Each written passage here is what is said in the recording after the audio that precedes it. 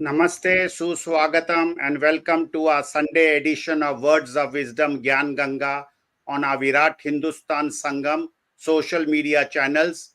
As you all know, we are simultaneously on various social media platforms. It is just not YouTube. We are on Facebook, Spaces, etc. So we welcome our viewers to today's discussion. Today we are going to be talking about Sanskrit, why it can be a future global language, and today's is episode number 261.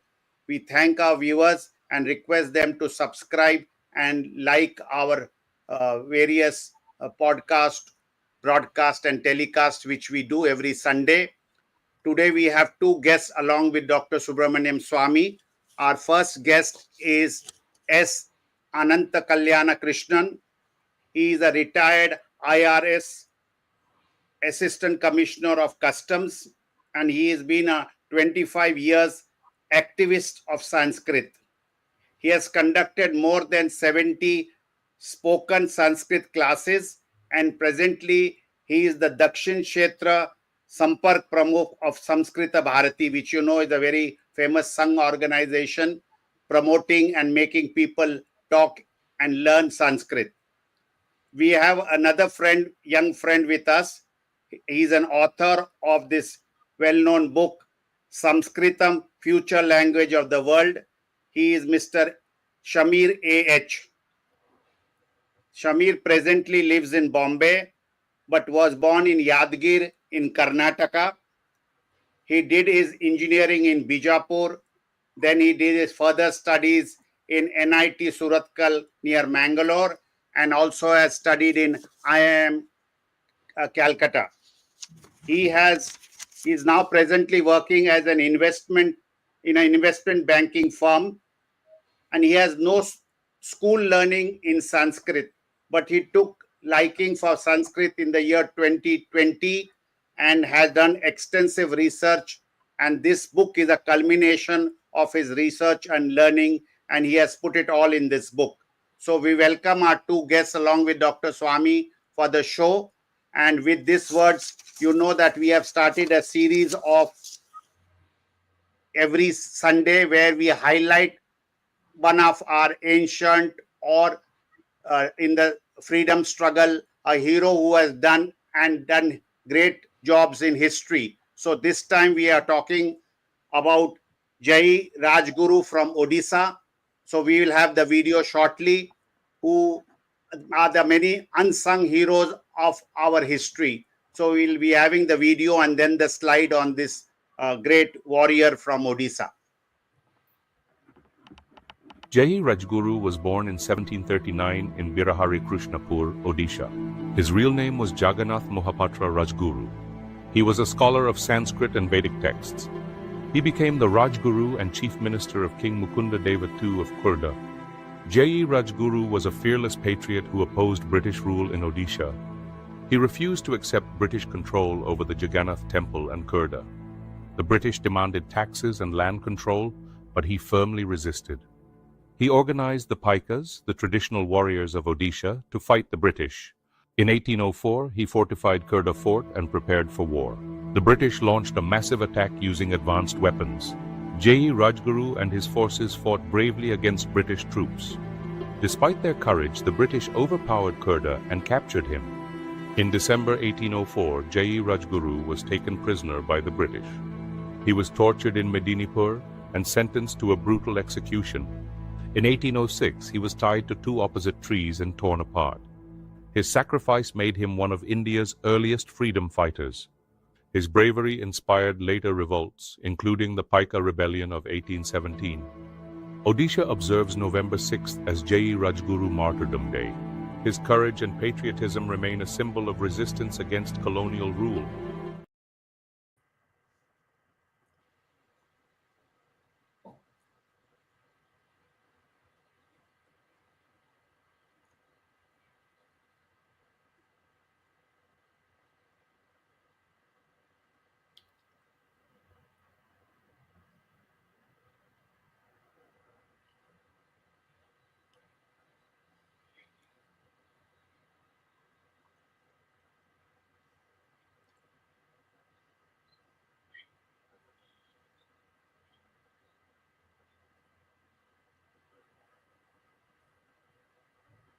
We pay our tributes to this great warrior from Odisha, Jayee Rajguru. And with this, it is over to Dr. Subramanian Swamy. Then we will have Mr. A.H. Shamir, and then we will hear Anantha Kalyana Krishnan. Over to Dr. Swamy. Well, with two great experts here, I don't think I should say very much except give an introduction to our colleagues here and the audience, which is not as familiar with Sanskrit as we should have been by now, but we missed the bus in 1947. And now we are thinking of ways of filling the gap, and that is how to bring Sanskrit. Why is Sanskrit so important for us? I don't go into the historical values and so on and so forth, and they get the emotional factor in. I'll say, look around the world, what is happening? If you go and see go to Google and see what is said in about St. James School, one of the most well-known schools, most prestigious schools, so prestigious that when Charles was recently coronated, the only school which was asked to come and sing a song was this St. James School, and they sang a song in Sanskrit.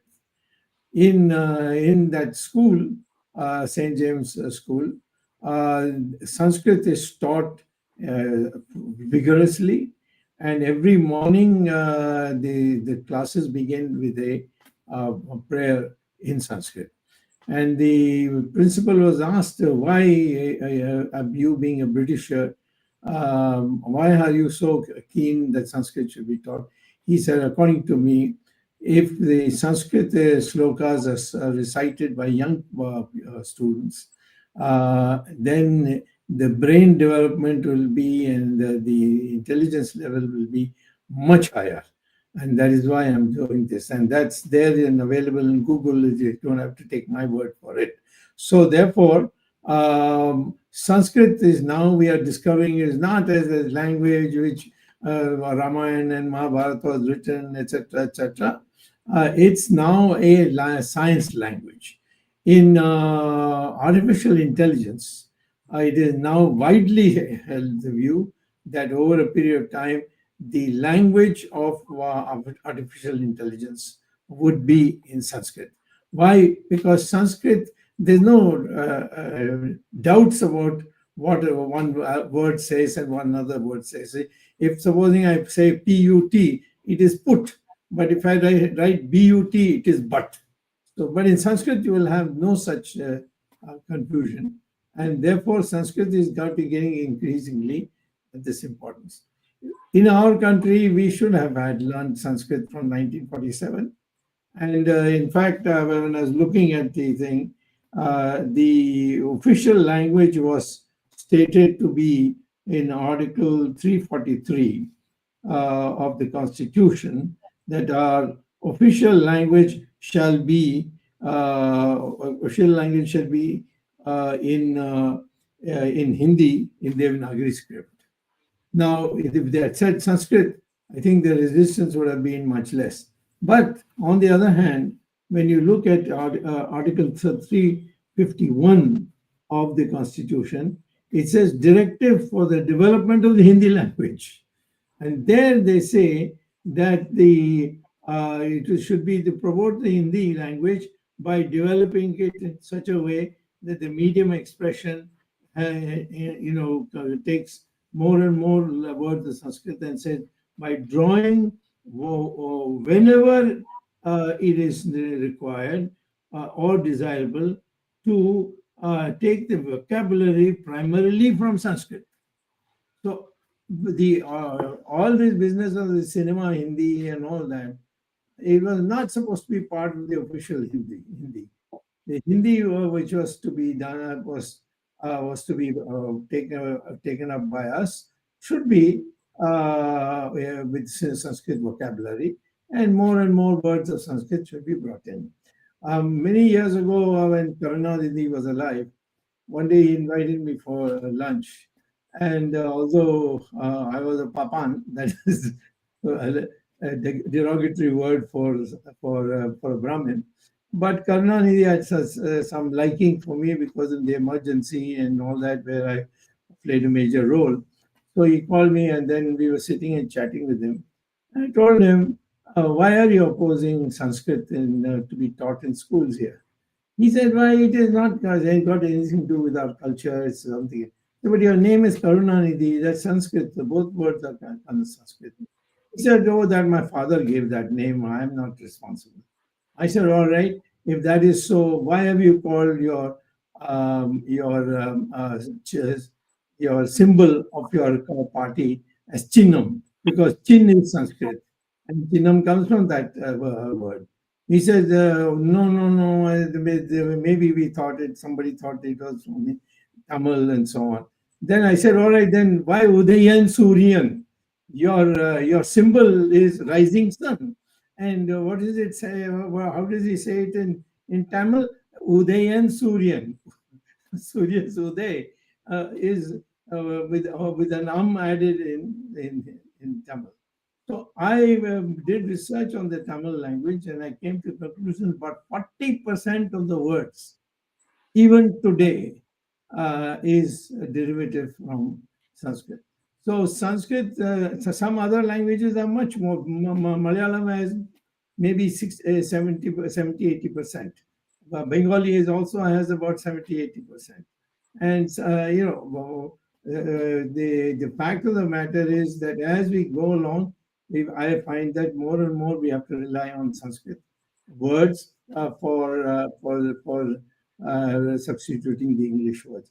So what we are today trying to have with these two great scholars here is to tell the audience that this is a future that is to come. India is going to accept Sanskrit because Sanskrit is now accepted as an artificial intelligence. The NASA in its one of its members made a statement that in future when we start accumulating data, we will have to use Sanskrit because then the English will not be in a position to accumulate so much data, new words, and so on. So the acceptance is such that, as I told you, St. James School, and there's not just some school which has been put in a corner. When Charles was coronated, only delegation for school was from St. James School, and they came and recited Sanskrit slokas in Charles' coronation. So Sanskrit is now being learned in almost every language. I know Harvard University has a big department for Sanskrit. So today we need to popularize Sanskrit and make people believe that this is the future and we must learn it.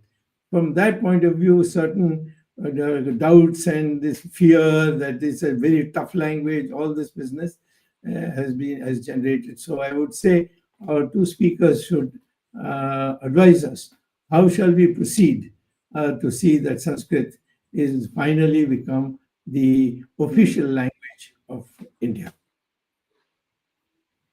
I think we'll start with Mr. H. Samir to give his views on his book, what his book contains, and all his independent views on Sanskrit. The book is in Dr. Swamy's hand. Dr. Swamy, could you just display the book for the benefit of our viewers? It says Sanskritam, future language of the world. Yes, that's right. Thank you. Over to Mr. H. Samir. Sure. Thank you so much, Jagdish sir. It's an honor to be here. Let me start by, quoting a shloka from Bhagavad Gita, 10th chapter, Vibhuti Yoga, which has 42 shlokas. Somewhere in the middle of that chapter, there is one shloka which I want to highlight.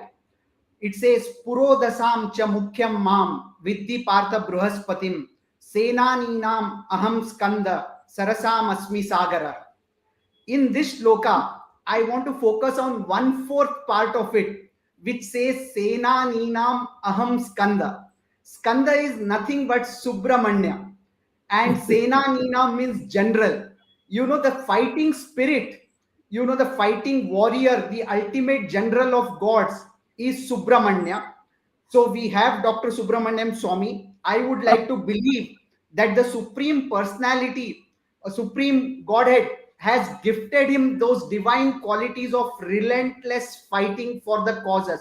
Fighting doesn't mean just fighting with people, but fighting with our own weaknesses, and that relentless pursuit to make things happen. If Dr. Subramanian Swami's legacy is something, it is this. So he has been true to his name. So I would like to, express my gratitude to Subramanian Swami sir and others on the panel.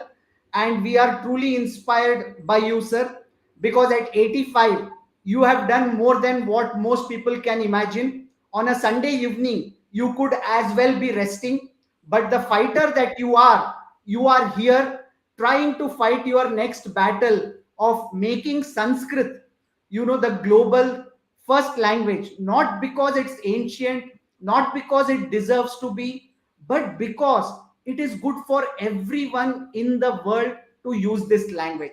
Nobody will do a favor to this language by making it the first language. They will be doing themselves and the generations to come a great favor if everybody appreciates the power of this language. Now, invoking this divinity and bowing down to this divinity, assuming that the gods are here to witness this well-intentioned and honest discussion, I would like to move forward. Anantavarya, iti matva agre gachema. So what this simple Sanskrit iti matva agre gachema means, assuming so, let us move forward. Look at how long, this whole sentence or the phrase is. Assuming so, let us move forward. In Sanskritam or Sanskrit, it simply means iti matva agre gachema. Look at the conciseness and the beauty of this language. But we will get to more of it later. Let me proceed stepwise. First and foremost, to set the context for this discussion, language is possibly the oldest technology given by gods to the mankind. It is the substratum of everything that we humans do. Somebody may be a teacher, somebody may be a doctor, somebody may be an engineer, whatever be the profession, language is the common denominator.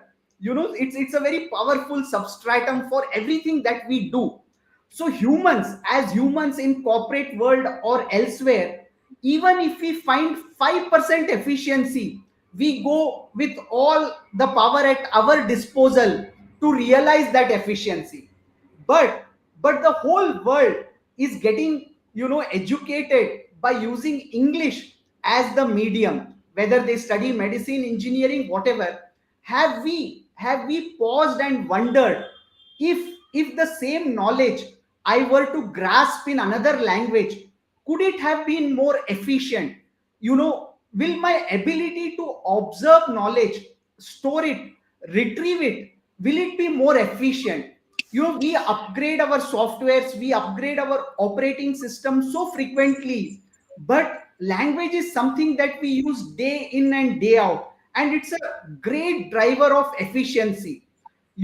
So the book, in summary, what it states is, if English were to be replaced with Sanskrit or Sanskritam, it's Sanskritam actually means that it's well crafted, like perfect language in a way, whereas Sanskrit is just an anglicized name. It means nothing. In English, the words don't have much to say about themselves, but in Sanskrit, every word says a lot about itself. It has huge implication on the brain, our ability to optimally utilize the brain. We will come to that later. But everything is very deeply thought through. Now proceeding, after setting this context, how important is language, the fact that it's possibly the strongest common denominator for human civilization, I will proceed to what the book has to offer. The first chapter in the book talks about the completeness of Sanskritam alphabet, because alphabet is the beginning of the language. Every child starts with uttering those letters of the alphabet. So look at the beauty of Sanskritam alphabet. Apparently there are 48 letters, to aha. Aha are not exactly vowels, but let's assume, to make it simple, they are also vowels. And these 15, to aha, are swarahas. Swarahas, again, why they are defined swarahas? Again, there is a technicality. When you utter any one of them, anything, the two parts in the mouth, in the vocal tract, don't touch each other. Whereas when you utter any of the Venjanani, Kaka Gaganga, Chacha Jajaya, all these are Vargiya Venjana, 25, and then there are 8 more Venjanani, Yara Lava Shasasa. Again, when you utter these, if it's a perfect Venjana, then the two parts of your mouth touch. And another beauty is pretty much any unit sound that you can generate from your mouth, it's a letter in Sanskritam. Apparently it's 48, but ka can be, made ka using the second vowel, ki. So like that, each of these 33 Venjanani have a multiplier effect of 15 times because of the vowels. So ka you can go all the way up to kaha, and same with cha, and everything you can multiply by 15. This may look simple, but it's a very, very powerful feature, because these are all unit sounds. So when you multiply this 33 into 15, you arrive at 495, and you add those 15 vowels, then we have 510 letters, vis-a-vis only 26 letters in English. So you may say, what is a big deal about it? The big deal is indeed a very big deal. I will come to that. Now we have numbers, right? Digits from 0 to 9. These are the single digit numbers. So when we go to 10, it becomes a 2 letter. Of course, why did we all start with 0 to 9? Because the ancient Indians came out with this beautiful decimal system, so the whole world has adopted it. But imagine if there were only 2 digits in this world, let's say 0 and 1. 0 and 1, it is a binary system. It's called binary system. You can still write any number. If I say billion something, you don't fall off your chair, because you have a logic underneath. A billion means 1. After that there are 9 more zeros or whatever. So you don't get scared, because everything is built out of these 10 digits. If there were only 2 digits, 0 and 1, you could still write all the numbers you are writing, but they would be extremely long. For example, a 99, when you write in decimal system using just 2 letters, 99, if you have to write it using binary system, you will write it as 1 1 followed by 3 zeros and followed by 1 1. So it may appear technical, but this is important to understand. You need 7 digits to write 99 in binary system. And using this parallel, I want to compare English and Sanskritam. So you have 510 letters and you have only 26 letters. That is why words are so long in English. For example, we are today discussing language. Language is an 8-letter word in English. In Sanskritam, it's just bhasha, 2 letters. And if I ask you why it is called language, you may find it very hard to explain why it is called language. You will say it may have come from Latin, Greek, everything. In Sanskrit, bhasha has come from the dhatu bha, probably. Bha means light. So the language lights up our world. So the word is also speaking about itself, and it is extremely concise. For example, shala. Shala is a 2-letter word in Sanskritam, whereas school, it is 6 letters. So you can take any examples around you. This is what this book has tried to do. I am no scholar at all, but I'm a learner, an inquisitive learner at that. And I have tried to, analyze Sanskritam objectively using the, because I'm an engineer and an MBA, finance MBA. I have tried to just analyze this language through the lens of hardcore economics, like a dhanda approach. Is there a profit if we switch this language? And what is the benefit I have tried to quantify the benefit, and it translates to trillions of dollars with the whatever analysis has been done is with the divine grace, with God's grace. None is my doing, but it suffices to say that everything has been looked through the prism of science, maths, and business cost and benefit analysis. Like I just explained you with two words, I will just give you another this thing. There is a word, composite word called sarvakara deshat. It just means by government order, which has 17 letters in English. In Sanskritam, this composite word has only 7 letters. So imagine the amount of paper which gets reduced, the amount of ink which gets reduced. If you ask a stressful 10th standard student or 12th standard student whether you want to score 100 marks by reading a book which is 200 pages, or you want to read only 100 pages book and score 100, I bet whether he's a student in the Western world, Eastern world, wherever, they all want to acquire same knowledge by reading fewer pages, period. So the conciseness is a major pillar, and conciseness is not a happenstance. There is a design aspect to this language. The book actually, the third chapter, while the second chapter quantifies mathematically the level of conciseness, and there is more than 50% conciseness in this language, which is very powerful. Like I mentioned, in corporate world, if we even find 5% efficiency, we go after it with all our energies. But here it is 50+% conciseness. And the third chapter talks about why this language is concise. Like I said, it's not just a coincidence or a happenstance, it's a design aspect of the language. The design is so beautiful. I think this forum doesn't permit us to go so deep technically, but it suffices to say that the design and architecture of the language is so beautiful, so precise, so concise, so logical, so analytical, that this whole language is extremely computer friendly, because you can program the rules of this language. Like Dr. Swamy said, put, but, and all that. I can quote so many other examples. There is accent problem. Forget about the firstly the confusion itself on how to pronounce a word. In Sanskrit, if you read the word, you already know how to pronounce it. You can't mispronounce it. You have to pronounce the way it is written. Imagine the efficiency at the level of brain, because in English you are spending half the time trying to remember the spelling and trying to remember the pronunciation. In Sanskrit, none of that is required.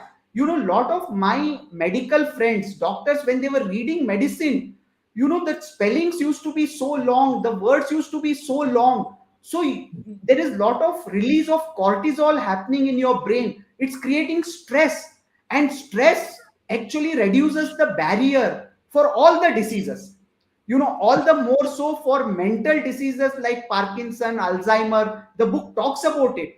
A lot of doctors say we don't really know why Parkinson, Alzheimer happens, but the two factors are stress levels and the lifestyle. According to this book, even language is a lifestyle, which people don't talk about it. It's not just the food you eat, the exercise, but even the language you speak, because language is omnipresent. You use it for everything, for your leisure, for your work, for your learning, everything. So language is also a lifestyle factor. So beyond this, there are other aspects, other features of this language. Like Dr. Swami mentioned that shlokas were chanted. So why this whole principle behind writing these shlokas? It's called Chandas Shastras. All the letters are divided in binary fashion. Laghu Guru. Every letter is divided as Laghu Guru. And our ancestors, the smart ancestors with divine grace, they knew if this is the sequence of Laghu Guru, or if X is if it's in this sequence, then it produces musical notes. It will be very easy to remember. So I'll just give you, it just came to my mind. For example, imagine, let's take the example of Bhagavad Gita. How does it start? The chapter 1. It says Dhritarashtra Uvacha Dharma Kshetre Kurukshetre Samaveta Yuyutsavaha Mamaka Pandavaschaiva Kimakurvata Sanjaya. So you want it to be taught in this musical way. I'm just taking example of Bhagavad Gita. It applies to maths, it applies to science, it applies to literature. Everything can be gamified. The learning can be gamified using shlokas. Would you like it this way? Or if I have to translate this entire shloka, it says Dhritarashtra says Dharma Kshetre. The Dharma Kshetre itself will be so long. The field, in the field of righteousness. Okay, you want to know it in the field of righteousness, or you just want to say Dharma Kshetre? Kurukshetre. Kurukshetre means in the field of Kurus. So how long an English teacher will have to suffer himself and suffer the students? Samaveta means the people who have assembled. It's just one word, Samaveta. Yuyutsava means people who are enthusiastic to fight. Mamaka means my people. Pandavas Chaiva, it's just one composite word. And Pandavas also.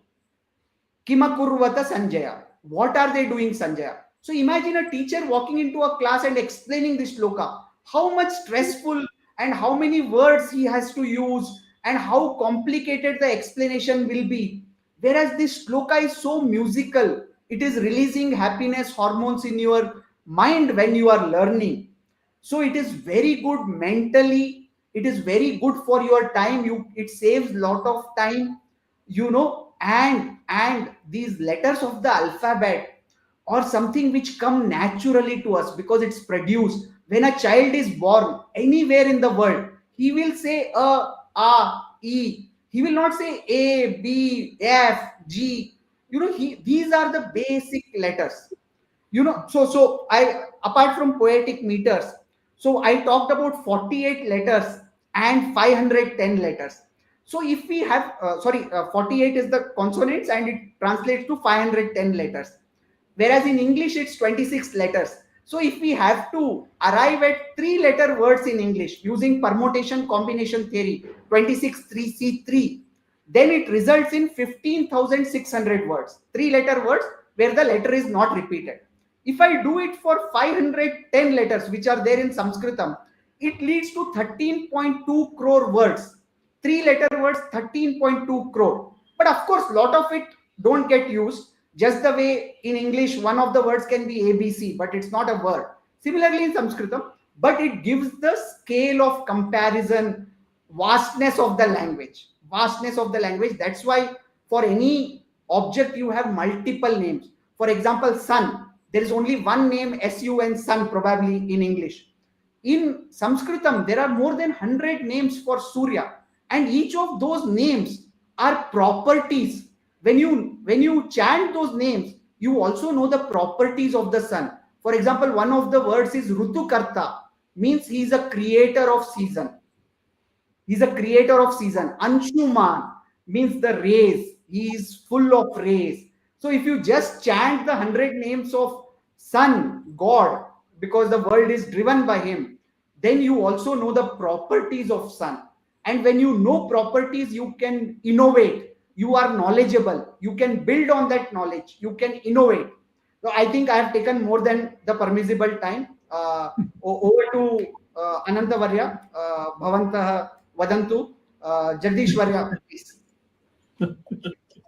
Thank you, Shamirji. As we said, we are now going over to S.Anantha Kalyana Krishnan, who is a retired Assistant Commissioner of Customs, but for the last 25 years, he has been an Sanskrit activist, as he wants to call himself. And he has been conducting these classes. Dr. Swami and I have taken the benefit of these classes in Coimbatore. And we are grateful to him to having introduced us to some spoken Sanskrit. With these words, it's over to Anantha Kalyana Krishnanji. Your mic is perhaps on mute. Namas Sarvebhyaha. You are able to hear? Yes, very clear. Nama Sarvebhah. Actually, the topic is when it can be a global language.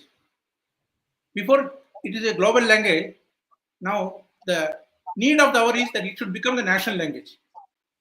Because, as Dr. Swamy said, we missed the bus in 1947. Yes. I remember I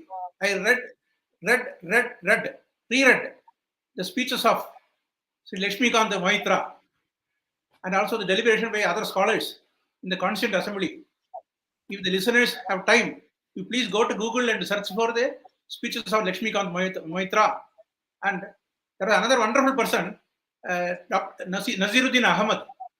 He was also a leading lawyer from Calcutta.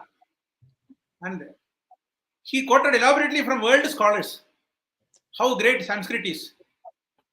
And said Sanskrit should be the national language and it has the unbiased disadvantage. That is, it has the disadvantage is unbiased. That is, north and south, east and west, all are at a disadvantage of not having knowledge of the Sanskrit language. So if it is made the official language with government patronage, the Sanskrit language could have become the national language. All that money that we have wasted till date on official language implementation is a farce. They were merely trying to impose Hindi because it is spoken by 4 regions, four provinces of the country. Mm. Anyway, the other aspect is the imposition of English on India. Nobody is talking. Even in Tamil Nadu, they are talking imposition, Hindi, imposition, Sanskrit, imposition there. They are not talking about imposition of English. See, actually, English is a disintegrator. It disintegrates languages.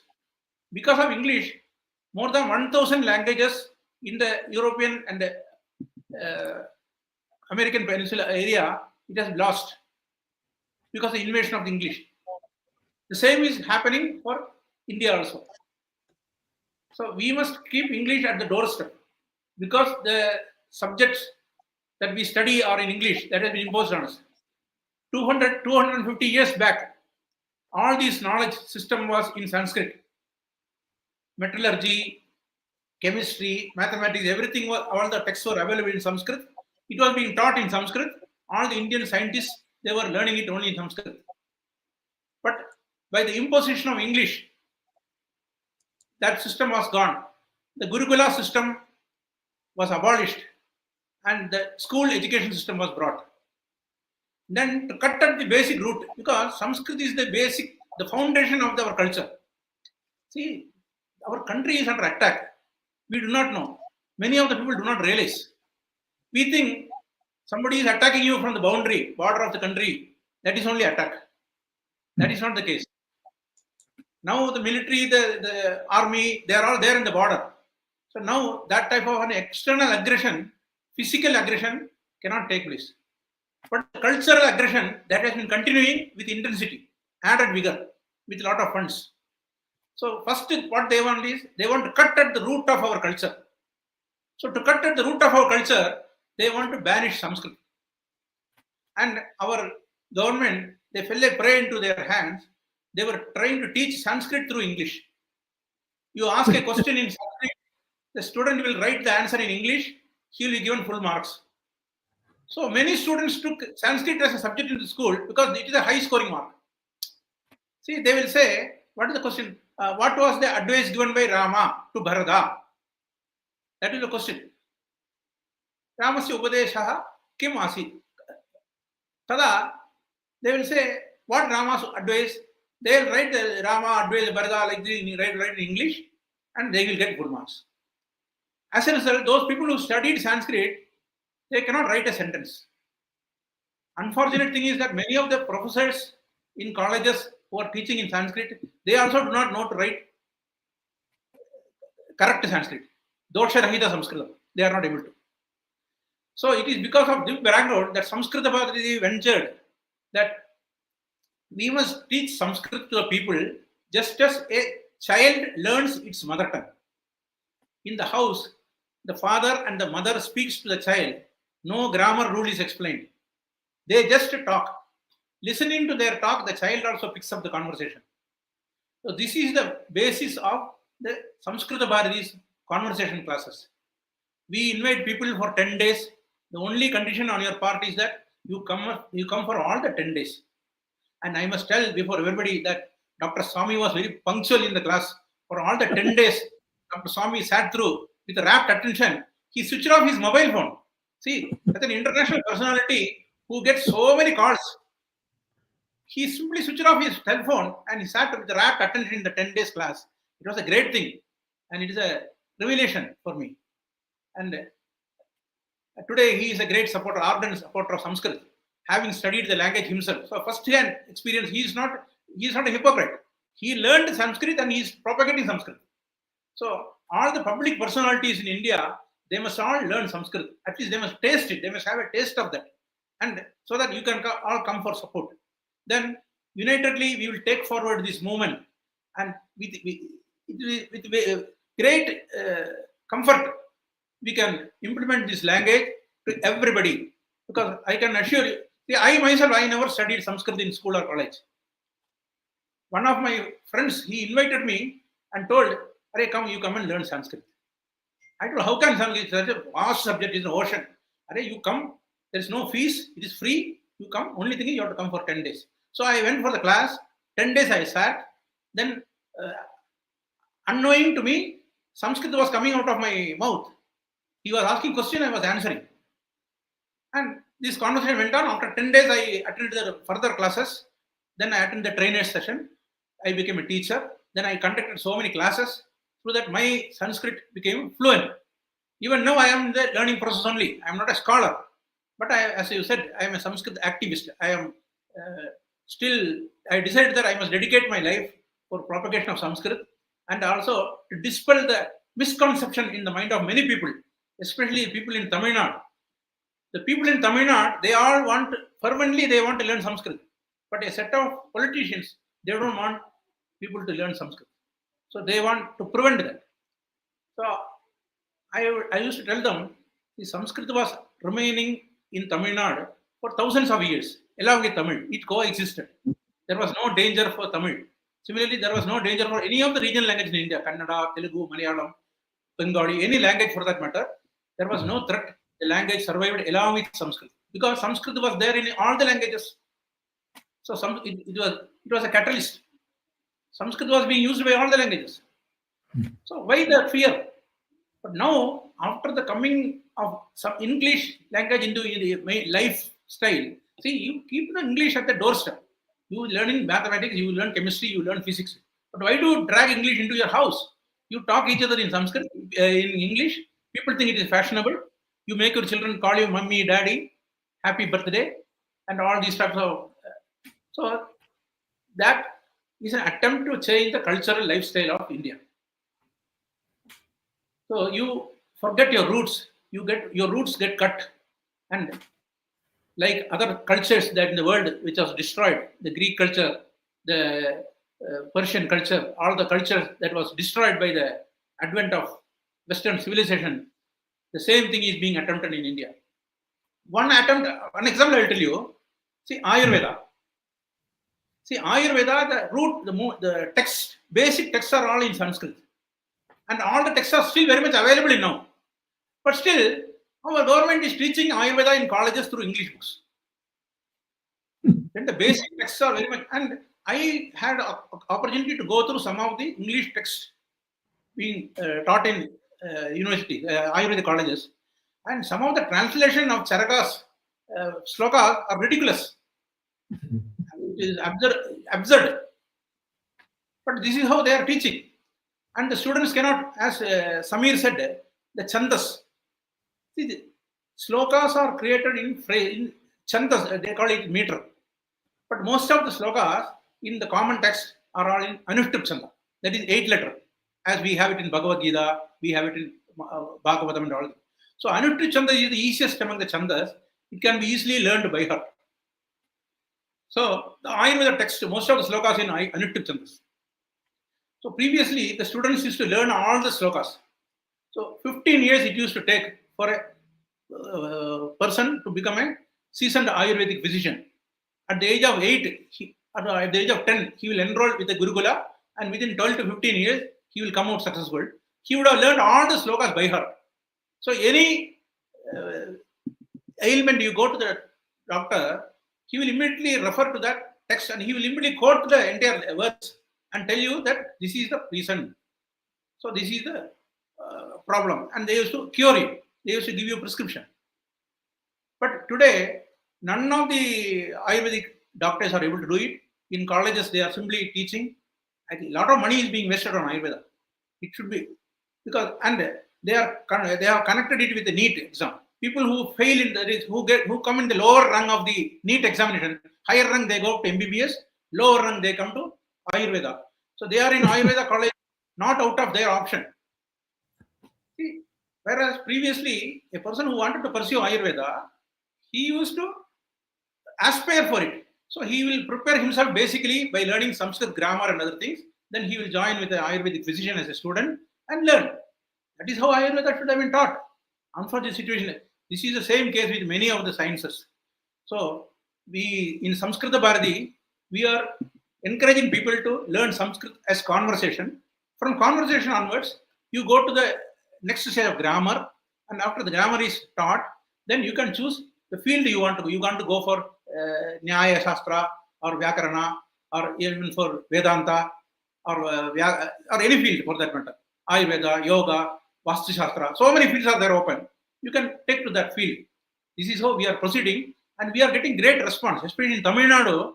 Many of people are asking, sir, why we are being prevented from learning Sanskrit? You come to us. In many villages, they are asking me. Unfortunately, we have lack of volunteers. So we have built a training center at near Karur at Mahadanapuram.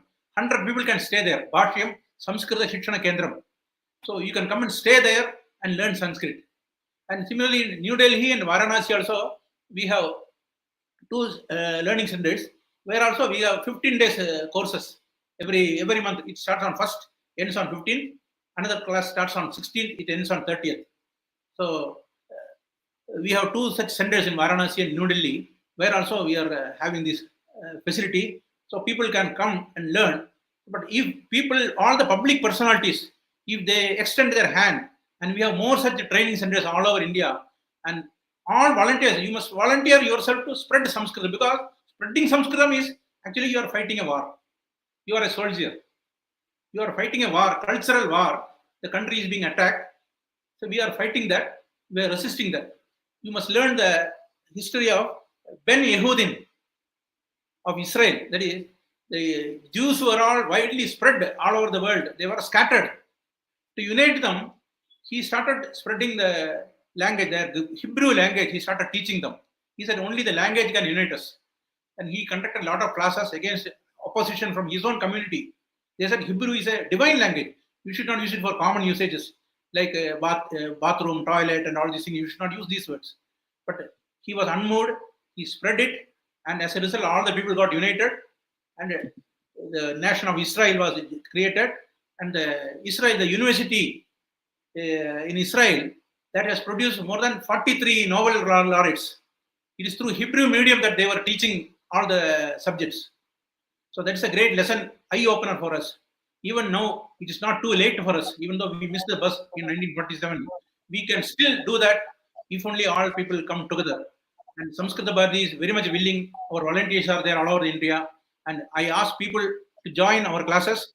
We have also correspondence courses. 6 months, every 6 months we have examination. Through that course also, you can all join.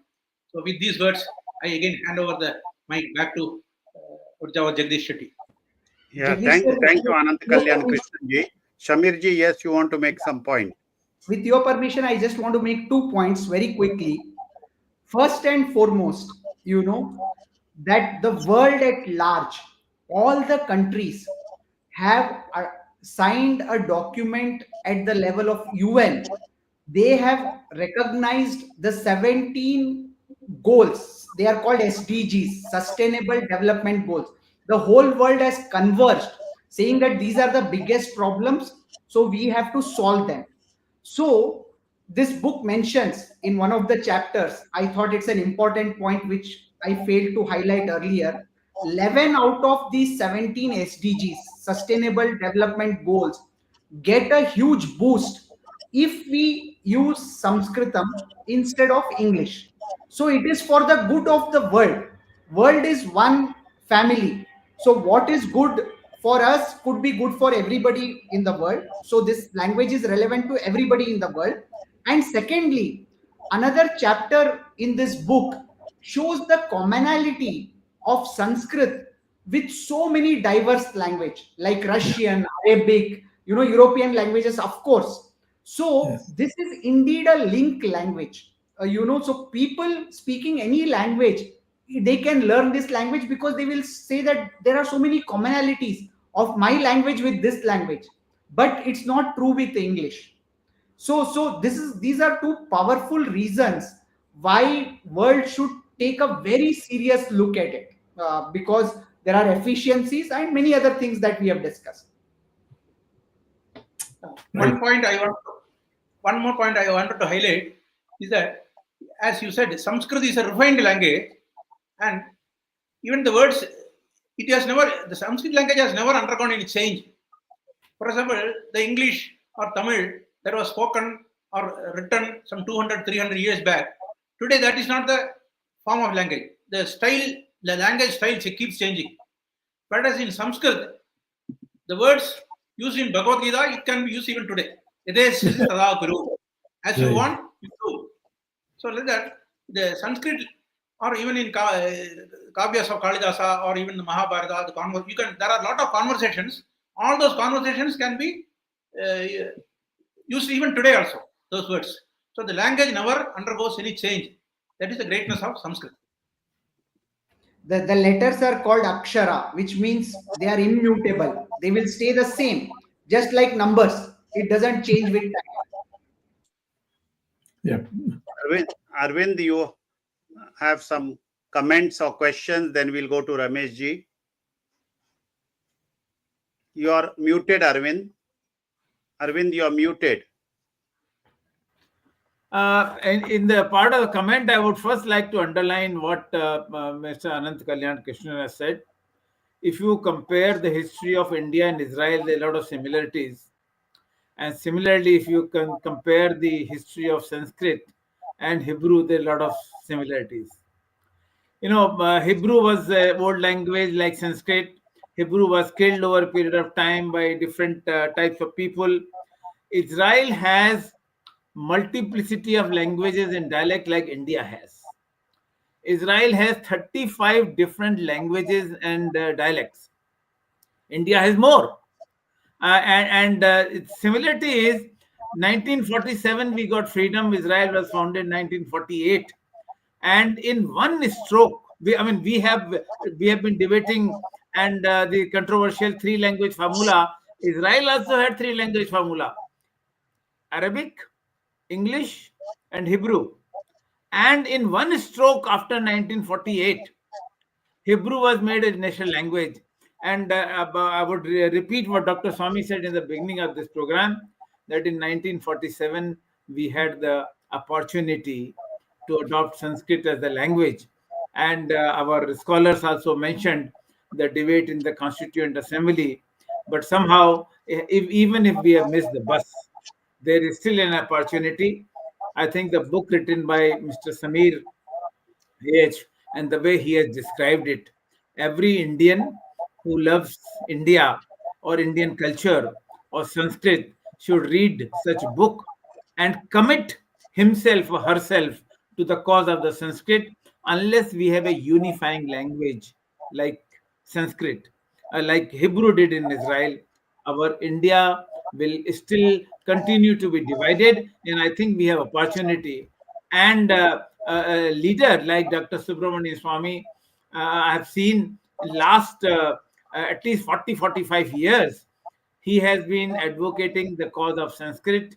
Let's take this as a mission.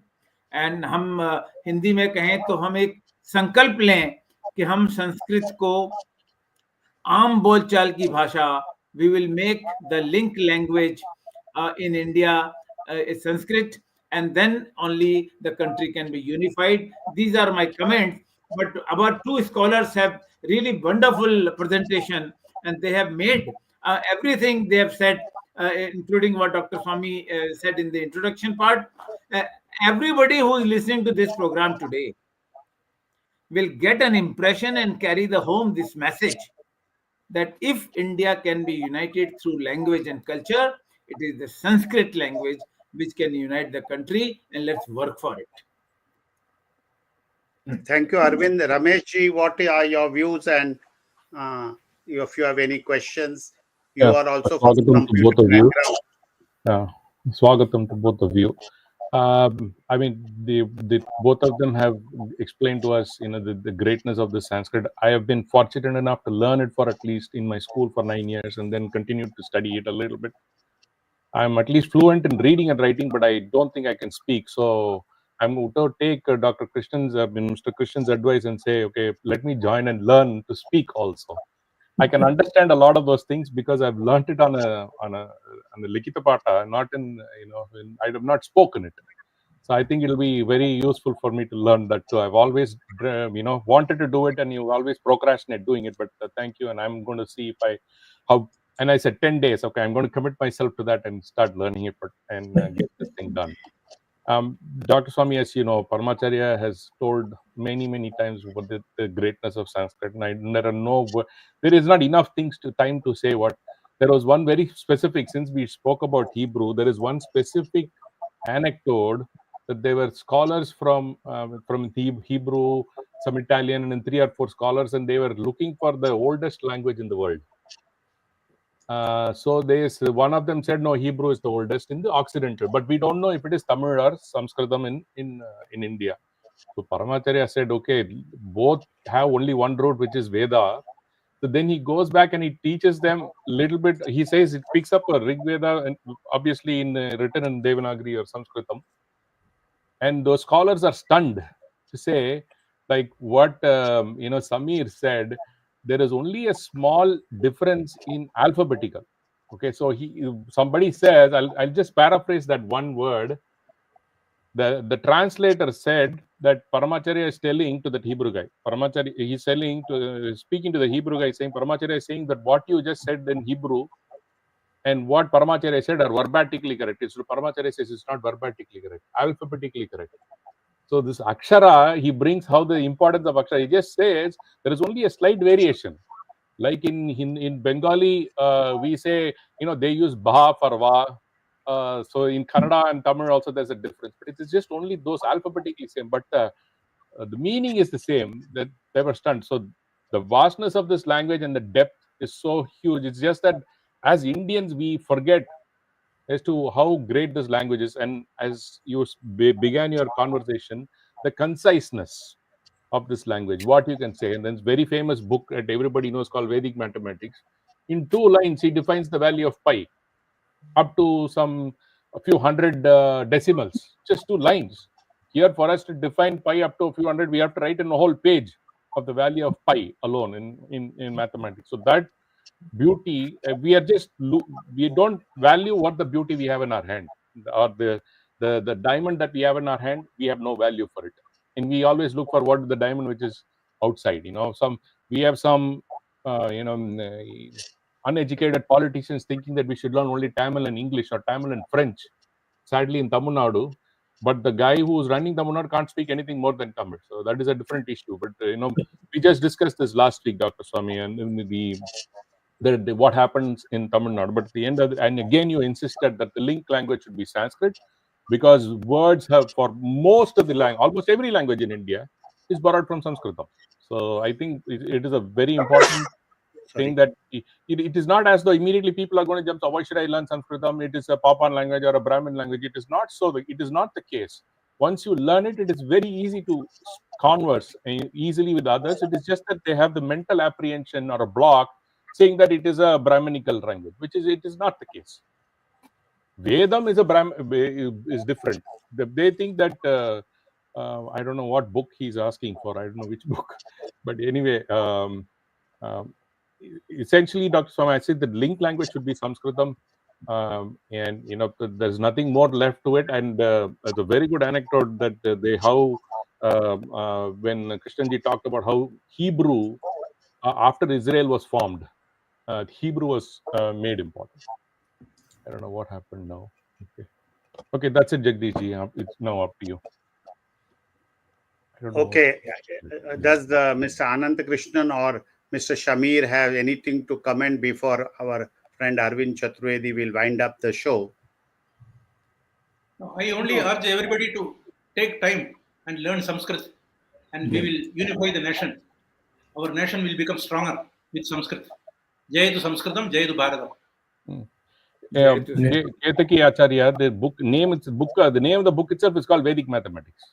Okay, so if you want to go buy that book, you can go on Flipkart or Amazon. The title of the book itself is Vedic Mathematics. It was written by one of the Shankaracharya, I think Varanasi, if I'm not mistaken, but I will Google it. Once you Google it, you'll get Vedic Mathematics, you'll get that book very easily.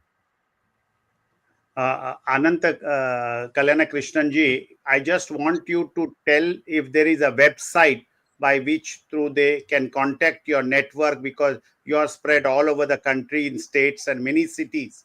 So if there is a website, many of our viewers are already asking, how do we contact Samskrita Bharati? Yes, we have a website, SAMSKRITA, samskritabharati.in. Okay. This is all India website. Benefit of our viewers. Could you repeat that again? Samskrita. SAMSKRITA, Samskrita, BHARATI, Bharati.in. Yeah, in fact, we will be shortly displaying this on our screen. This is what is on the screen for the benefit of the viewers to reach out to Samskrita Bharati. They are spread all over the country, or many states, or most of the states, and many places in various cities.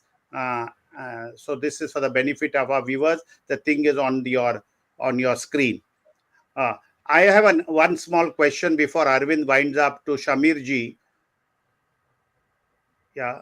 Go ahead, Arunji. Jagdishji, I have one more. I forgot. I want one more. Shamir ji, in this, you are from an engineering background, and just want for the benefit of our viewers, what about this future AI, artificial intelligence and all that? What has been because you are from engineering, you have done from Bijapur as well as Surathkal near Mangalore. What is your idea about the future of AI and Sanskrit? Sir, like I mentioned, it's there in the book as well. The whole language is, very, very logical. The way it is structured, the language, it's, for example, Panini's, whole grammar rules, right? They are in the form of sutras, like soft coding. All these sutras can be potentially, or like automated, programmable, because they are very clearly defined. Okay, I'm speaking at a very high level. Obviously, the experts need to do more research. The language is very analytical. So intuitively, we can say the performance requirements of chips can be, it will require lesser rating of chips, which are the key drivers for AI. Okay, that's potentially a very big advantage. People need to do this research. And then the memory requirements. And third driver for AI is, we write algorithms and all, are they error prone? For example, one feature of Sanskrit language is there is no accent. In the world of AI, there will be a lot of voice commands. An American, the way he gives, and an Indian, the way he speaks English, the accents are different. So potentially the algorithms can create errors, and errors can be very costly. And let's say if we are programming in such a way that all these accents are taken care, that means you are burdening the chips with more processing power. You need more memory. So a deeper research is required by AI experts. Intuitively, I can say that this language will trump over other languages because of the sheer architecture of the language. Ji, you had some last question. You are muted. You are muted. Yeah. I was just a little bit of cough. So, Mr. Krishnan, and do you have anything? What is the central Sanskritam University in India doing? I mean, are they doing anything to promote this? Because not much. You said they have a lot of information or literature. I don't know how much of this is really online or available to people in general. Is that a good? I mean, we've always. I have tried many times to reach out to them, and I have got nothing. No, the Central Sanskrit University, they have branches in all regions of the country, and they are all independent universities. So these are all united through the Central Sanskrit University in Delhi. The Vice Chancellor, Dr. Srinivas Varakhedi, who is a great scholar himself from Karnataka, and there is a Rajiv Gandhi Sanskrit Samsthan at Sringeri. There is a Sanskrit University at Tirupati. Similarly, there is a Sanskrit University at Puri and Ujjain. So many places. They are all independent universities. All these things anchored from the Delhi Central Sanskrit University. So they are running various courses. The Central Sanskrit University funds all these projects, and also various Sanskrit activities also they are funding for Sanskrit research and propagation, Pathashala, publication of books, and all these things. So they are doing a great job sitting in Delhi. They are anchoring all these activities, monitoring all these activities. Let me just add to what Mr. Krishnan has said. In Delhi, we have an institute called Lal Bahadur Shastri Sanskrit Vidyapeeth in South Delhi, and they run various courses in Sanskrit right from beginning. And the material which they have produced for learning of the language Sanskrit, the complete package, which may be weighing about more than 2 kilograms in weight, right from the lesson number 1 to Sanskrit in order to write, read, and other thing. The total cost of the material is 180 rupees. I recently bought the complete package of this Sanskrit language learning, and this is promoted and subsidized by Government of India. Yes. There is also one Sanskrit Promotion Foundation, SPF. That is also, it was an initiative of Dr. Gopal Swamy, who was the Chief Election Commissioner. He is the chairman of that. And they are doing a wonderful job. They are publishing a lot of books. Gita and Ayurveda, Gita and Sanskritam, Ayurveda and Sanskritam. What is the name again, sir? What is the name? Sanskrit Promotion Foundation, SPF. Sanskrit Promotion Foundation. You can get, they are publishing a lot of books. They are doing a wonderful job. Okay, Arvind. I think this kind of discussion on national language and possibility of Sanskrit being the global language, and as Mr. Kalyan Krishnan first said, let us make it a national language before we even discuss about a global language. Last week, I was not there in this program, but the Words of Wisdom Gyan Ganga had discussed the controversy raised by Tamil Nadu Chief Minister over Tamil and imposition of Hindi. And so this was also related to language issue. I think linearly saying this is just extension of last week's discussion. And thanks to the two scholars who have joined us today, Mr. Samir A.H. and S.Anantha Kalyana.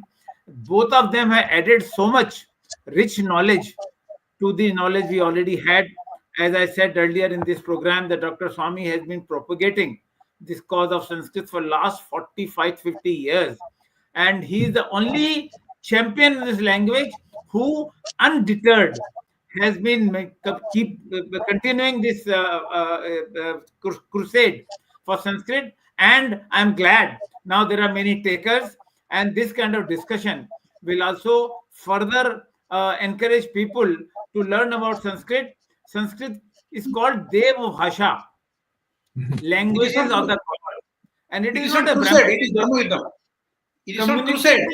God is done. One minute, Arvind. Of course, you can communicate with God in any language or even without language, but the kind of knowledge which Mr. Samir has added today, like saying that there is a poetic meter, there are letters and combinations, 15 point some crores combinations of the kind of letters that we have in Sanskrit. This is a great treasure of our culture, and I think this program will go a long way in appreciating this language and the richness of this language. Thank you, Mr. Kalyan Krishnan, for joining us. thank Mr. Samir A.H. for joining us and enriching our discussion today. Dr. Swami, as usual, he takes up a cause and continues till that cause is achieved. And that is the kind of reputation he has. And I'm sure if he continues with the crusade supported by people like you, we will sure get an atmosphere in the country which will be in the favor of Sanskrit. I thank all the speakers. I thank Mr. Ramesh Swamy and Mr. Jagdish Shetty. Just to say that Government of India has also been doing a lot of promotion, and I mentioned about Sanskrit Nidhishalaya and other thing. Akashvani and Doordarshan, they also have a Sanskrit bulletin, but I don't know how many people listen to that bulletin. If you go for TRP or something, maybe the TRP will be very low. But these kind of programs are required for people to generate interest in Sanskrit. Thank you very much, all the people who participated in today's program, and I thank the technical team led by Ashish Shetty, Swaminathan, Tejas Navalgul, Gadgi Rakesh, Ishwaraya, Rajesh Nair, and Gurdas Shetty. We will be meeting next Sunday once again, Indian Standard Time, 8 p.m. with Dr. Subramanian Swamy on a new topic. Till then, Namaskar, Jai Hind. Jai Hind and Jai Shri Ram. Jai Bharat. Jai Bharat. Vande